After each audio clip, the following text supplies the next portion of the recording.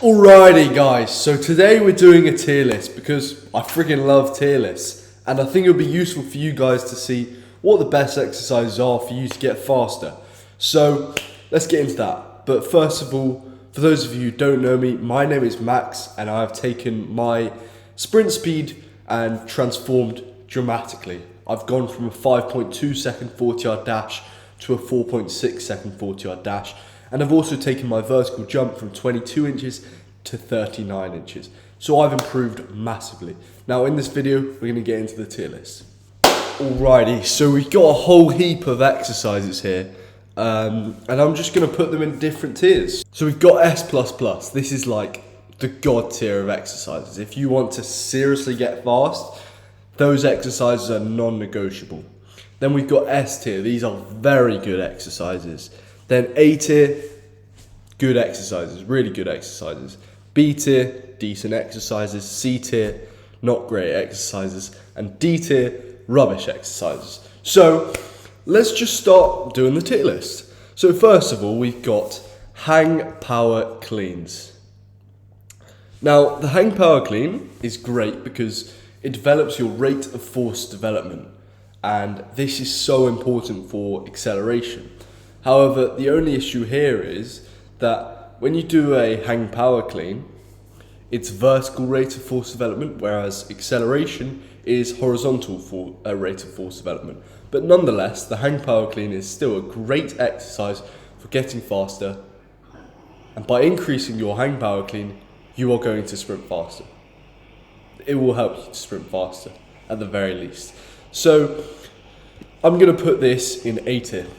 Good exercise, really good, rate it a lot. Now, next we have broad jumps. So the broad jumps are a very good exercise, very good. The broad jump highly correlates with sprint speed because, especially acceleration, because it develops your horizontal rate of force development. It develops your horizontal power, your horizontal force production, which is so crucial in acceleration. Now, most people have the issue with their sprinting that they don't produce enough horizontal force. And as a matter of fact, they start producing vertical force too quickly. But if people could produce more horizontal force, more horizontal power, I firmly believe they will sprint a lot faster, and it's one of the things that is keeping people slow.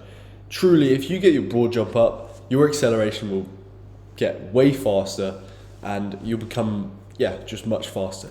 So broad jump is really important, all about that horizontal force. So I'm gonna put this in S tier.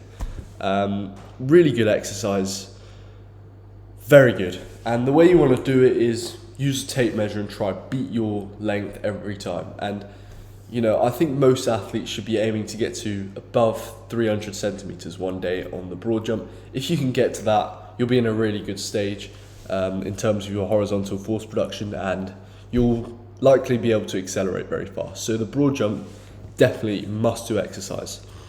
Next, we have Nordics. So Nordics, in my opinion, I think they're good. Why do I think they're good? Because, well, when I was slow, right, 5.2 second 40-yard, I couldn't do a Nordic. And now, I think my best, I've done 10 Nordics, and I'm running a 4.6 second 40-yard dash. Of course, I've done quite a lot of Nordics, but I think that eccentric strength in the Nordic is so crucial for sprint speed. And it's been shown, obviously, to prevent knee injuries and stuff like that, and hamstring injuries. But I think the Nordic is really good for that hamstring strength in the hamstrings. So it's tricky. It's between A and B tier. I am gonna put it in B tier because I don't think it's as good as hang power cleans. Next, we have max effort sprints, and if you've been looking at my videos, you know that this is going right in S++ tier. The best exercise if you want to get faster. If you're not sprinting, you don't want to get faster. Law of specificity, you want to get better at something, you have to do that thing more often. Loads of people want to get faster, they do plyometrics, they do weights, but they don't even do sprints. It makes no sense. Right, sprinting is going to make you good at sprinting. You're going to develop good sprinting technique by sprinting. You're going to develop your fast twitch muscle fibers. You're going to develop all the capabilities to be able to sprint fast by doing sprints. And you're just going to get good at sprinting by sprinting. Sprinting also develops loads of other characteristics. For those of you who don't know, sprinting's anabolic as hell. Develops your testosterone and human growth hormone. Develops your fast twitch muscle fibers. Even if you're not specifically like a sprinter or specifically trying to get fast, sprinting will help you in a whole heap of different areas. So, we've got things like it will make you more jacked because it's really anabolic, right? The testosterone, human growth hormone, as well as the fact that when you sprint, you develop fast twitch muscle fibers, and fast twitch muscle fibers grow faster and bigger than slow twitch muscle fibers. So that's why you see these jacked sprinters, because they've got the fast twitch muscle fibers. So there's that. Then there's also the strength, because fast twitch muscle fibers make you more explosive. When you're more explosive, you'll be stronger. Then there's also it will enhance your endurance. So basically, if you have two athletes, one who runs at 10 meters per second, one who runs at 8 meters per second, if a game is running at 5 meters per second on average, it takes more out of the person who runs at 8 meters per second than the person who runs at 10 meters per second.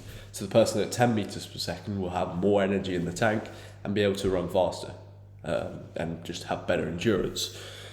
So yeah, that's pretty much that. Sprinting, so good. What I would suggest in terms of the sprinting is pick a distance, 40 yards or 60 meters. Try get 100 to 200 meters in per session of sprinting. Sprint 2 to 3 times per week. Warm up really well. Rest at least 1 minute in between sets. Rest at least 1 minute per 10 meters sprinted in between sets. Only sprint when you're fresh. Sprint when you're energized. You have to sprint above 95% of your max speed to stimulate the CNS enough for you to get faster. So you have to be sprinting as fast as you possibly can. And you need to time your sprints as well, which enables you to have that intent. So sprinting, absolutely crucial. If you do that 2 times a week for the rest of your life, you will get fast as hell. Absolutely no way you won't. This is the secret sauce. If you want to get faster, go sprint. Next, we have sled sprints. These are also going S++ tier. Absolutely elite. Apart from sprints, there's nothing better than developing your acceleration than sleds. Sleds is going to develop that horizontal power and horizontal force production that we talked about earlier with the broad jump, but it's in a sprint. And when you've got a weight behind you, as you can imagine, you have to produce lots of horizontal force. Otherwise, the sled won't budge. Sleds have made my acceleration massively improved.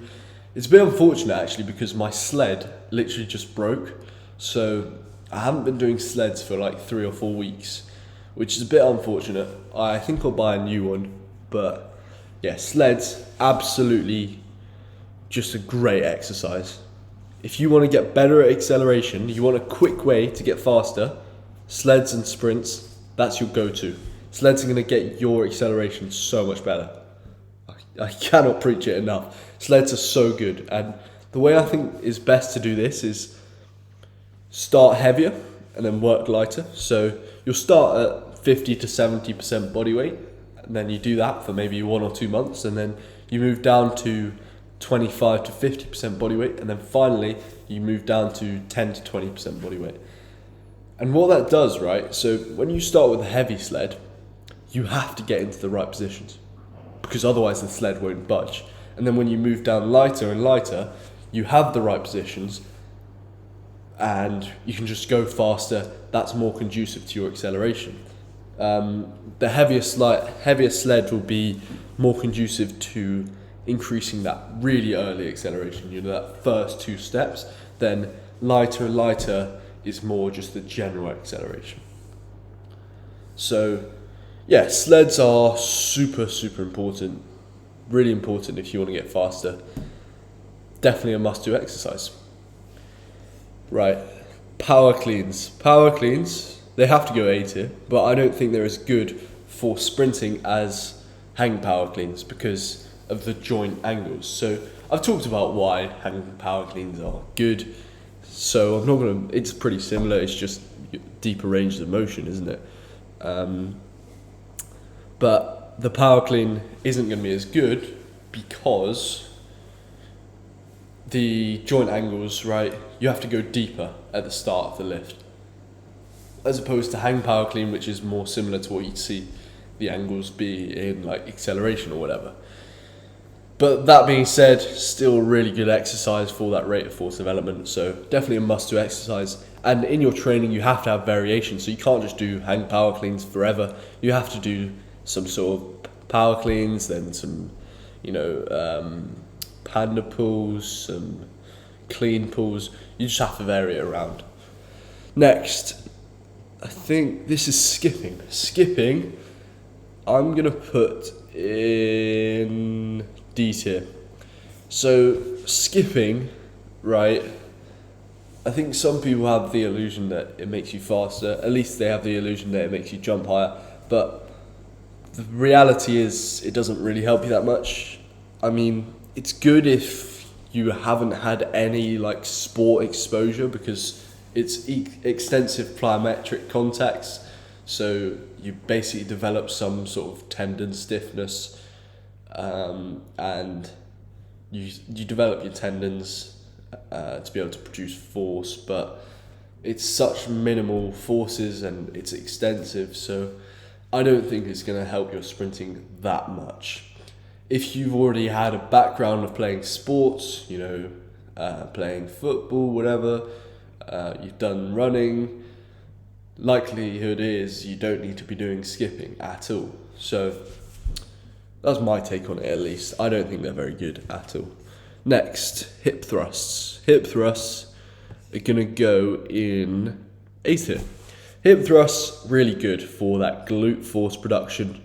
The glutes and the posterior chain is super important for sprinting. And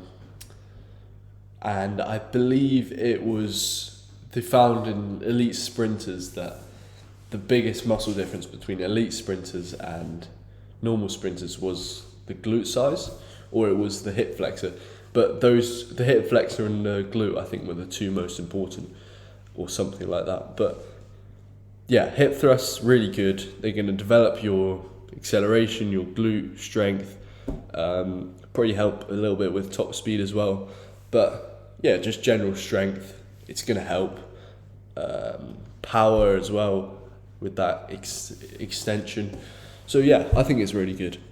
Next, we've got hill sprints. Hill sprints, I'm going to put them in S tier. Now, I think hill sprints are very good because they're sprints, obviously. The other thing with sprints is that they self-intensify. So as you get better and better at sprinting, the intensity increases, becomes more and more intense, and it serves to continue overloading your body and spurring on adaptations. The adaptations, of course, make you sprint faster. But yeah, hill sprints, they're really good because you're forced to get into good positions for acceleration. This is especially good for people who stand upright too quickly in a sprint, which a lot of people have that issue, by the way. Yeah, it's good, but I don't think personally it's as good as sled sprints, because sled sprints you can add a weight, and to be honest, you're never really sprinting on a hill. So I don't know, that's just my take. I still think hill sprints are good. If you don't have access to a sled, that is the next best alternative. But yeah, sled sprints are better because of the weight and because of the fact that it's on the flat, and you learn to produce that horizontal force. But hill sprints are going to be good. By the way, hill sprints have to be done on, a hill with a slight gradient, not like a really steep gradient, because otherwise it transitions from more speed work to strength work. If you're, going up a super steep hill, it's more just like muscle work. It's not really sprinting. So just something worth bearing in mind. But the hill sprint is, it is a good exercise, let's be real. Next, the front squat. Front squat, for me, it's going to go into B tier above Nordics. So I think the front squat is really good. Obviously, it's all about that quad strength. That's going to help you accelerate faster. Look, strength is going to help you be faster, ultimately. But without stuff like sprints, sleds, broad jumps, hill sprints, stuff like that, you're not going to get faster. So, yeah, that's the thing. Like, I know loads of people who, and I mentioned this in my last video if you might have watched it, but I know people who do pretty much similar training to me in the weight room, but I'm way faster than them because I do this stuff at the top here. I do my sleds, I do my sprints, I do my broad jumps, but they don't. And that's the crucial difference. The difference in the weight room stuff is not that different. Look, most people squat, most people do all these exercises, most people clean, whatever. But yeah, that's the difference. So yeah, I'd say if you're an athlete watching this, if you want to sprint faster, the best thing you could possibly do is sprint 2 to 3 times per week.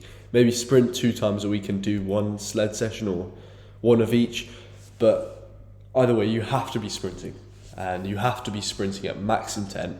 And if you do that for weeks on end, you will get faster. Look, I have been sprinting every single week since January 2024.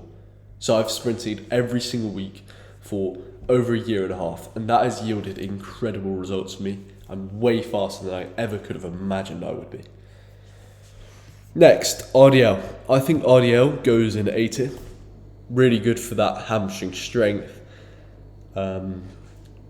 Look, with all this strength stuff, it basically increases the amount of force that your body can produce. The more force your body can produce, the faster you're going to be. Right? Because acceleration is all about rate of force development. Top end speed is less about strength stuff, but look, a stronger athlete is likely going to be faster because they can produce more force. So if you're getting strong on stuff like the front squat and the RDL and the hip thrusts whilst you're sprinting and doing sleds, man oh man, you're going to get fast. Next, hurdle jumps. Hurdle jumps, I think they should go in... By the way, I think hill sprints should go there. Then hurdle jumps, I'm going to put them in A tier. Now, do I think hurdle jumps are good? Absolutely. But I just don't think they're as good for sprinting faster as broad jumps. Hurdle jumps are good because they develop your RSI, reactive strength index, and basically you just have to jump high and pop off the ground quickly, which I think it will help you to get faster. But my only issue is that it's purely vertical force production, and I think the biggest issue people have is horizontal force production. I think most people could be pretty good at a hurdle jump.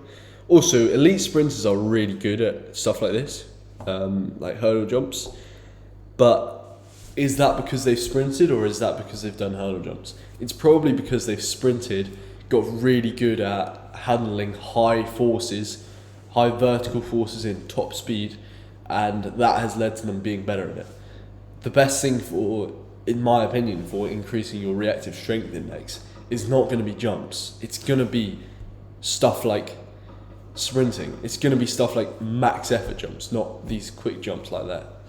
But yeah, sprinting is the plyometric of plyometrics. There's no better movement for like getting faster and more athletic than sprinting. Sprinting has the highest forces that you can possibly have in a bodyweight movement, in any movement actually. It has higher forces than a max back squat, I think, for sure. So sprints are, so crucial. Like, I can't even preach it enough. Sprints are so important for you. If you want to get faster, you've got to sprint. Next, we've got the Bulgarian split squat. That, my friends, is going in... You know what? I'll put an S here. I think the Bulgarian split squat is an elite exercise for getting faster. First of all, it's on single leg, so it's conducive to sprinting fast, because when you sprint on one leg. It also trains maximum glute force production in angles specific to sprinting. Angles that you see in early starts and whenever the glute is fully lengthened. The Bulgarian split squat is going to make you better at acceleration. If you can get your Bulgarian split squat stronger, I can guarantee that your acceleration times will get better. Period. Right? And if you're doing that alongside stuff like sleds and sprints, you're going to get super fast. And that's what I've done. That's what I do. And that's what I have my clients do. It's so crucial if you want to get faster. So you've got to be doing your Bulgarian split squats. Absolute crucial exercise. Definitely deserves to be in the S tier. Now the half squat, I'm going to put that in A tier. I think the half squat is really good. Again, it trains that force production, and more force is going to make you better at acceleration. It's also in more angle specific to sprinting than stuff like a front squat. Now, I don't think it's as good personally as something like a Bulgarian split squat because it's on two legs. That being said though, still a really good exercise. The only issue that I'd like to mention now is that you can't only do half squats, right? In a training program, we look to go from general to specific. You can't just do half squats because that's going to be more specific to sprinting. You have to periodize it. And that's where deep back squats come in. You'll start off with deep back squats and then you'll progress more to half squats.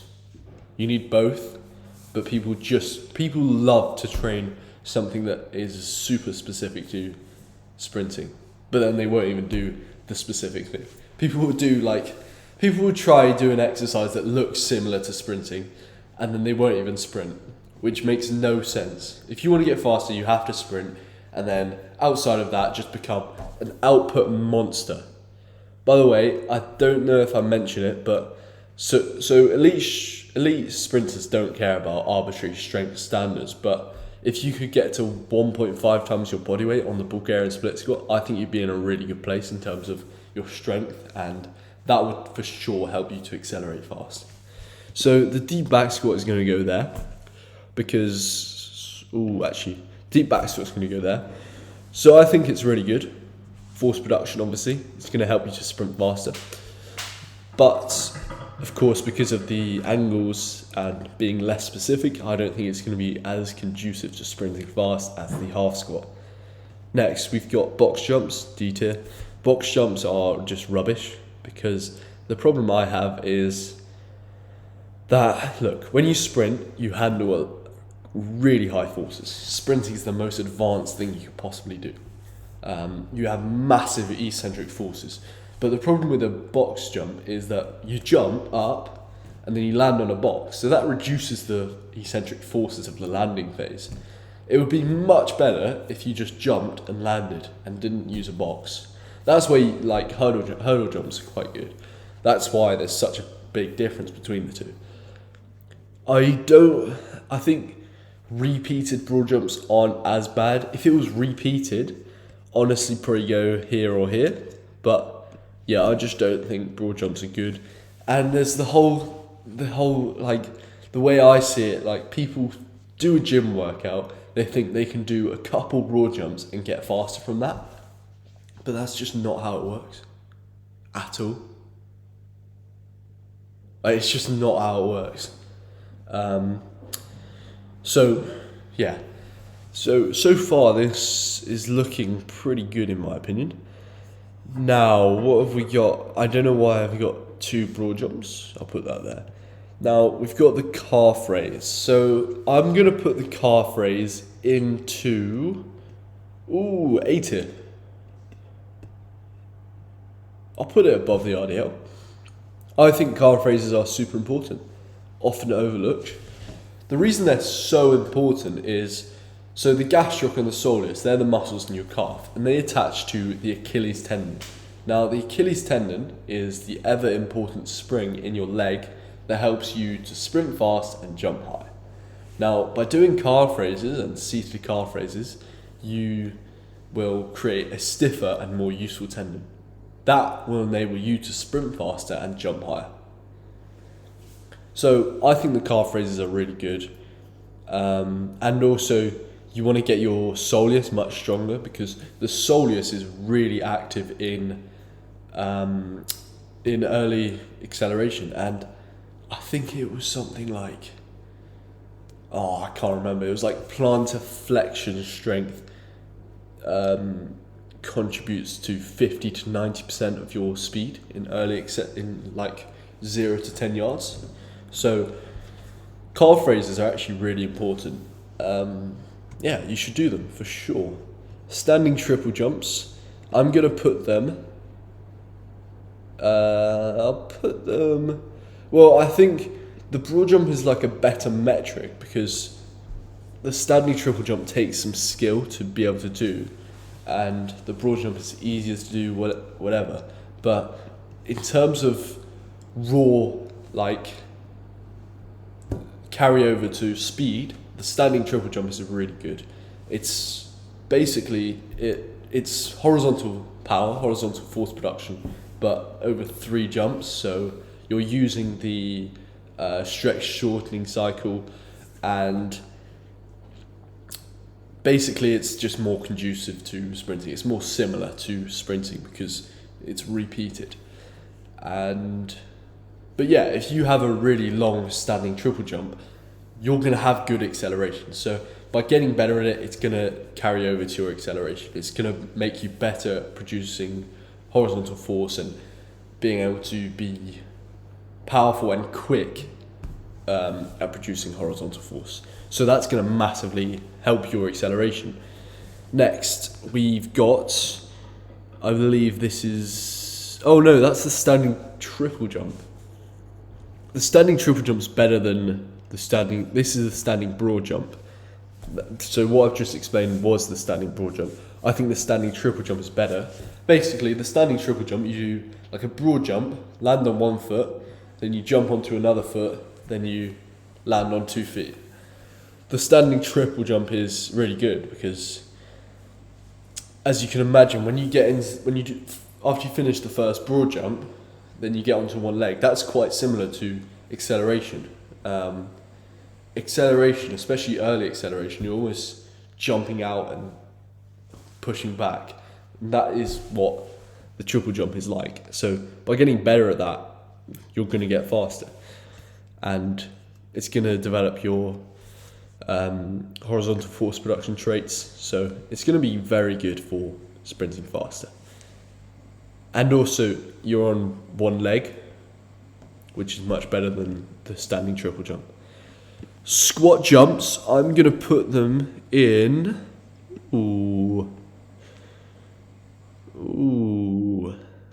This is an interesting one. Because are they better than strength? Well, when you think about it, carryover, they must be.